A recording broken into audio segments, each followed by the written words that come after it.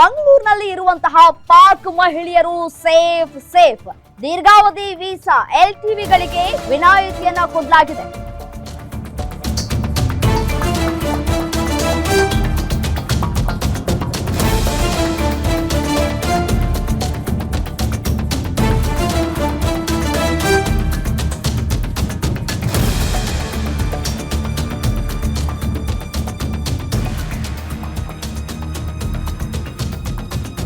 ಪಾಕಿಸ್ತಾನದ ಮಹಿಳೆಯರು ಅಂತಂದ್ರೆ ಅಲ್ಲಿಂದ ಇಲ್ಲಿ ಒಂದು ಭಾರತೀಯರನ್ನ ಮದುವೆಯಾಗಿ ಏನ್ ಮಾಡೋದು ಅನ್ನುವಂತಹ ಪ್ರಶ್ನೆಗಳು ಕೂಡ ಇತ್ತು. ಇದೀಗ LTVಗಳಿಗೆ ವಿನಾಯಿತಿಯನ್ನ ನೀಡಿದೆ ಕೇಂದ್ರ ಸರ್ಕಾರ.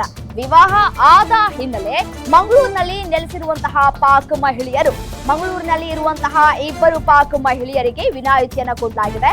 ಕಳೆದ 10 ವರ್ಷಗಳಿಂದಲೂ ಕೂಡ ಮಂಗಳೂರಿನಲ್ಲಿ ವಾಸವಾಗಿದ್ದಾರೆ ಯುವತಿಯರು.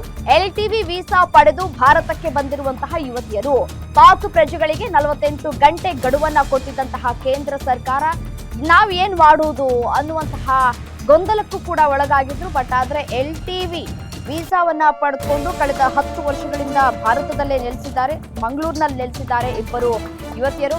LTV ಅಂತಂದ್ರೆ ಲಾಂಗ್ ಟೈಮ್ ವೀಸಾ ಅಂತ ಹೇಳಿ, ಸೊ ಅದನ್ನ 2 ವರ್ಷಗಳಿಗೊಮ್ಮೆ ಅವರು ಎಕ್ಸ್ಟೆಂಡ್ ಮಾಡ್ಕೊಳ್ತಾ ಹೋಗ್ಬೇಕಾಗುತ್ತೆ ರೂಲ್ಸ್ ಪ್ರಕಾರ.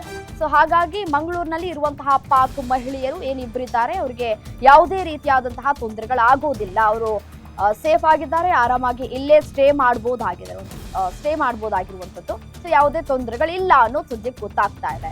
ಇಲ್ಲಿ ಬಂದು ಅವರು ವಿವಾಹ ಆಗಿದ್ದಾರೆ ಭಾರತೀಯರನ್ನ. ಸೊ ಹಾಗಾಗಿ ಗಂಡಂದಿರ ಅಥವಾ ಮಕ್ಕಳನ್ನ ಬಿಟ್ಟು ಅಲ್ಲಿಗೆ ಹೋಗೋದಕ್ಕೆ ಸಾಧ್ಯ ಆಗೋದಿಲ್ಲ. ಸೊ ಹಾಗಾಗಿ ವಿನಾಯಿತಿ ಸಿಕ್ಕಿದೆ.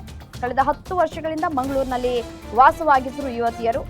LTV ವೀಸಾವನ್ನ ಪಡೆದುಕೊಂಡು ಭಾರತಕ್ಕೆ ಯುವತಿಯರು ಬಂದಿದ್ದಾರೆ. ಸೊ ಇಲ್ಲಿನ ಲೈಫ್ ಸ್ಟೈಲ್ಗೆ ಸೆಟ್ ಆಗ್ಬಿಟ್ಟಿರ್ತಾರೆ. ಮತ್ತು ಈಗ ಈ ರೀತಿಯಾದಂತಹ ಆದೇಶವನ್ನ ಹೊರಡಿಸಲಾಗಿದೆ ಕೇಂದ್ರ ಸರ್ಕಾರದಿಂದ. ಭಾರತ ಬಿಟ್ಟು ತೊಲಗಿ ಅಂತ ಹೇಳಿ ಒಂದಷ್ಟು ಅಭಿಯಾನಗಳು ಕೂಡ ಆಗ್ತಾ ಇದೆ.